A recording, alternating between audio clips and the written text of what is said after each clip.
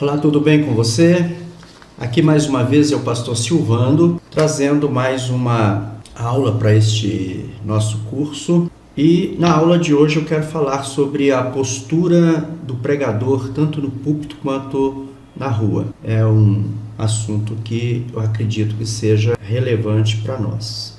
Eu começo dizendo que a postura do pregador no púlpito e na rua, ela deve ser idêntica. E nisso eu quero dizer que a vida privada e a vida pública de um pregador devem andar em perfeita harmonia. Um pregador deve manter, tanto no púlpito quanto na rua, um comportamento exemplar. Ele não pode fugir disso. Charles Spurgeon, abordando um assunto semelhante, ele escreve em Lições a Meus Alunos e sugere aos ministros a labutarem a fim de que o caráter pessoal se harmonize sobre todos os aspectos com o ministério que lhes foi confiado. E para ilustrar isso, ele conta a história de uma pessoa que pregava tão bem e vivia tão mal que quando estava no púlpito, todos diziam que nunca deveria sair dali. E quando não estava no púlpito, todos diziam que nunca deveria voltar a subir nele. E depois, Spurgeon desafiava-os com esta analogia, que nunca sejamos sacerdotes de Deus no altar e filhos de Belial fora das portas do tabernáculo. Dá para perceber, então, que púlpito e rua, pregação e vida, é um conjunto de termos que não se separa na vida de um pregador. Lembrem-se, os ouvintes, eles estão atentos não somente às palavras pronunciadas no púlpito, mas principalmente ao modo de viver fora dele. E assim, Gilton Moraes diz que o pregador que vive o que prega e prega o que vive recebe a bênção de, sem se autopromover, ilustrar o sermão com a própria vida. Assim, o modo de nos comportar no púlpito deve ser coerente com o nosso dia a dia. E o modo mais rápido de acabar com o ministério de um pregador é a igreja perceber que a sua postura no púlpito não corresponde à sua imagem na rua. O Senhor Jesus Cristo, como cabeça da igreja, ele reservou a si o encargo de chamar seus ministros e qualificá-los a pregar o Evangelho. Tenho certeza que você sabe disso. Por conseguinte, ele traz nas Escrituras, ele expôs nas Escrituras Sagradas diretrizes claramente estabelecidas que governam a conduta pública e privada dos líderes ministeriais e também daqueles líderes leigos da igreja. É, portanto, nas Escrituras que precisamos extrair os pontos que podem servir de exemplo e nos ajudar realmente a entender a postura do pregador tanto no púlpito quanto na rua. E ao olhar para a Bíblia Sagrada, em 1 Timóteo 3, 1 e 2, o apóstolo Paulo fala que é importante que um pregador ou um líder, ele tenha uma vida irrepreensível. A excelência do ministério da pregação, então, vai depender do caráter que corresponda. Os ministros do Evangelho precisam, portanto, ter uma vida interior que seja digna da sua função e que esteja em harmonia com a sua vida exterior. Dessa forma, a primeira qualificação de um pregador é ter uma vida irrepreensível. E quando nós falamos de vida irrepreensível, estamos realmente falando da vida que nós temos no nosso dia a dia.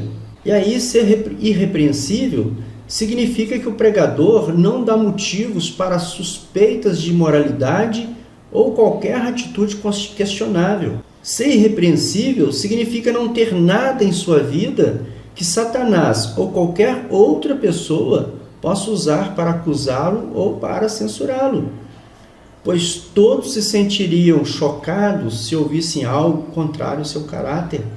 Você já se imaginou? Você já se viu sendo apontado pelos membros da sua igreja? Você já tem ideia, você faz uma ideia do que seria Se um pecado seu ou uma falha de caráter sua viesse realmente à tona, você já imaginou como que isso repercutiria no meio da tua congregação? Então nós precisamos realmente nos preocupar com isso, porque ser irrepreensível é viver uma vida como convém a santos, como nos aponta Efésios 5:3, não permitindo que os pecados do mundo estejam estampados na nossa cara e no nosso ministério. Como escreveu Dom Stampes, o caráter provado daqueles que buscam a liderança na igreja é mais importante do que a personalidade, o talento para pregar, a capacidade administrativa ou as realizações acadêmicas.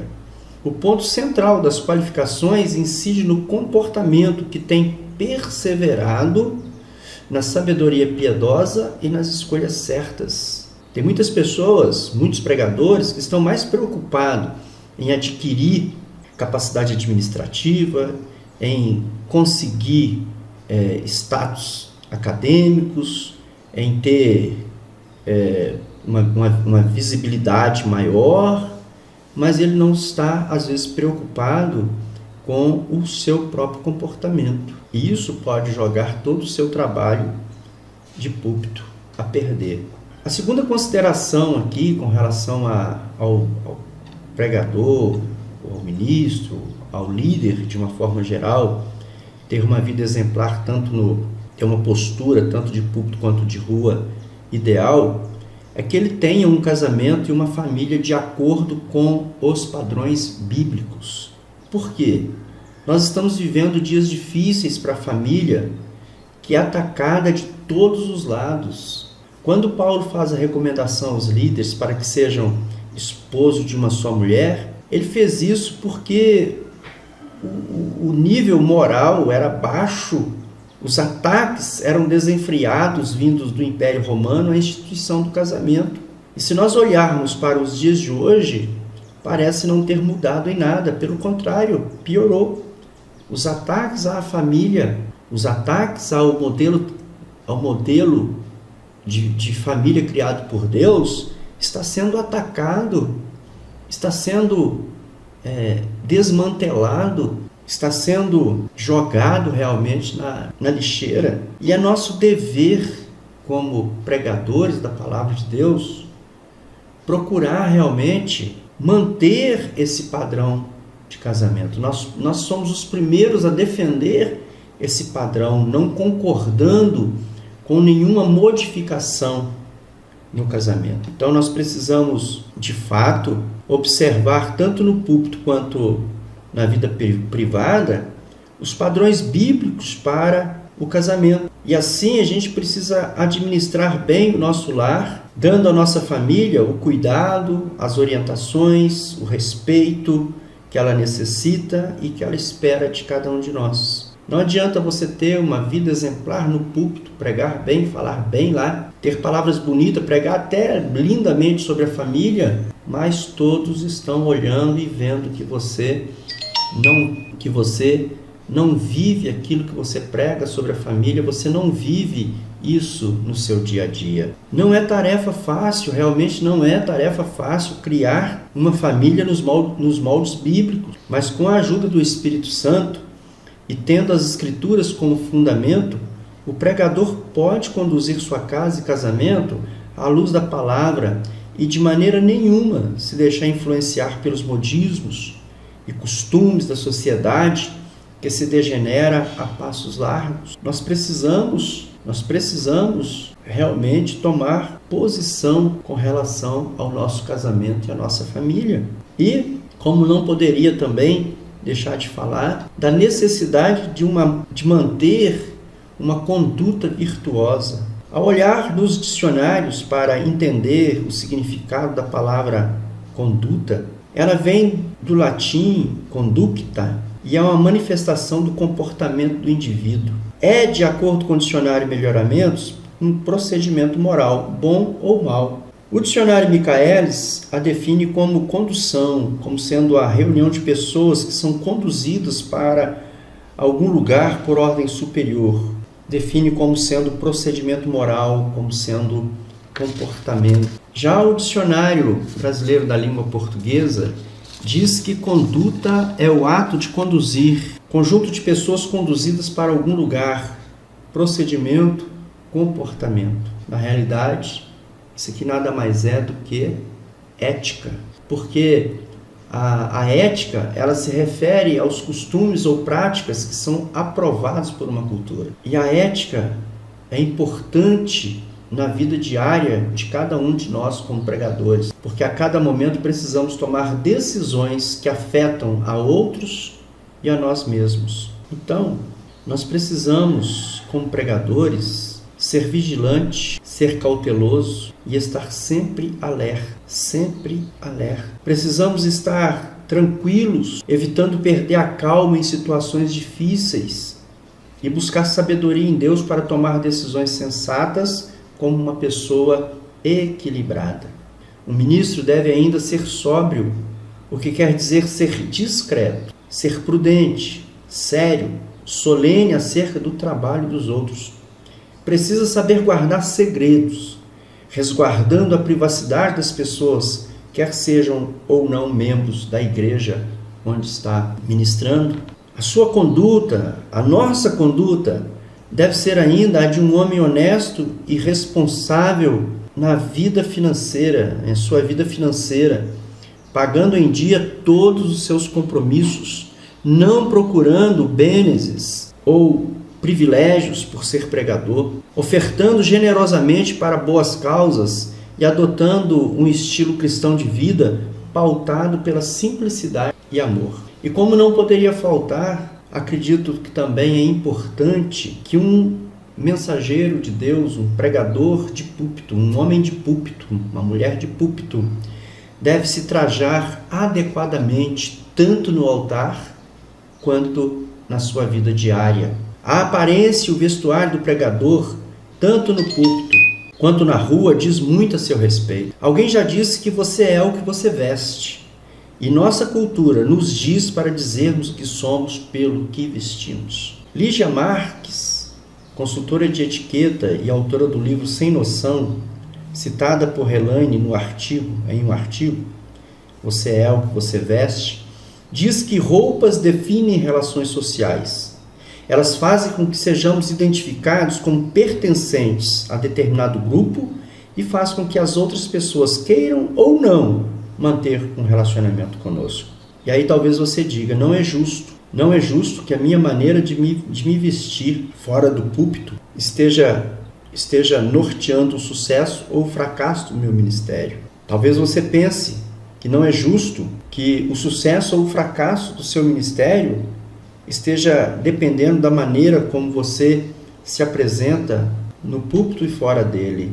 Mas você há de concordar que o modo como nós agimos no púlpito, o modo como nós agimos fora do púlpito, o modo como nós nos vestimos do púlpito, o modo como nós nos vestimos na rua, o modo como nós tratamos ou falamos de assuntos relacionados à família no púlpito e o modo como nós lidamos com esse assunto na rua, o modo como nós realmente tratamos, o modo como nós realmente nos posicionamos como homens e mulheres irrepreensíveis ou repreensível, precisa de ter o mesmo padrão no púlpito e fora dele. Eu não posso ser reverente somente no púlpito, eu preciso ser reverente no meu dia a dia. Eu não posso ser santo apenas do púlpito, eu tenho que ser santo no meu dia a dia.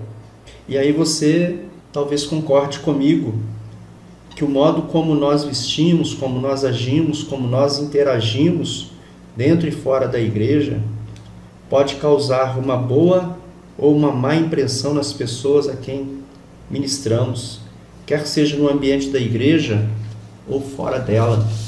Vestir-se de maneira a realçar seu ministério é, na verdade, nada mais, nada menos que ter bom gosto e uma aparência pessoal que reflita o que as pessoas entendem como aceitável para a sua liderança e para seu ministério. A palavra aqui, portanto, é para ser cuidadoso, e precavido para não passar imagens diferentes do que você é quando está no púlpito e quando está no seu dia a dia informalmente. Você precisa se lembrar que a primeira e mais importante mensagem que um pregador entrega a uma audiência é a não verbal.